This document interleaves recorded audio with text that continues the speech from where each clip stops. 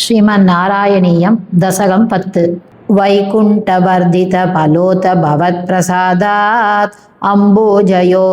निरसृजत् किल जीवदेहान् स्तास्नूनि भूर्हमयानि तथा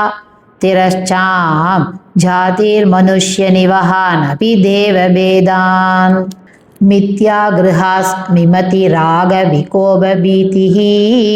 अज्ञानवृत्तिमिति पञ्चविधां स सृष्ट्वा उद्धामतामसपदार्थविदान् दूनः तेने त्वदीयचरणस्मरणं विशुद्ध्यै तावत् ससर्ज मनसा सनकं सनन्तं भूयः सनातनमुनिं च सनत्कुमारं ते सृष्टिकर्मणि तु तेन नियुज्यमानाः त्वत्पादभक्तिरसिका जगृहुर्नवाणीं तावत् प्रकोपमुदितं प्रतिरुन्धतोऽस्य भ्रूमध्यतो जनिमृडो भवदेकदेशः नामानि मे कुरु पदानि च विरिञ्चेति यादौ रुरोध किल तेन स रुद्रनामा एकादशः भयतया च विभिन्नरूपं रुद्रं विदाय दयिता वनिताश्च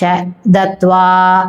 तावन्त्यदत्त च पदानि भवत् प्रनुन्नः प्राह प्रजा विरचनाय च सादरं तं रुद्राभिसृष्ट भयदाकृतिरुद्रशङ्घ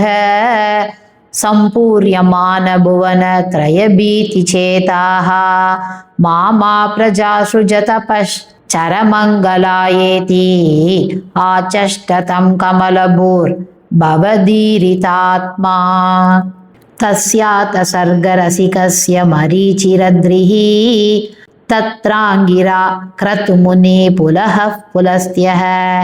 अङ्गादजायत भृगुश्च वसिष्ठदक्षौ श्रीनारदश्च भगवान् भवदङ्घ्रिदासः धर्मादिकान् विसृजन्नत कर्दमञ्च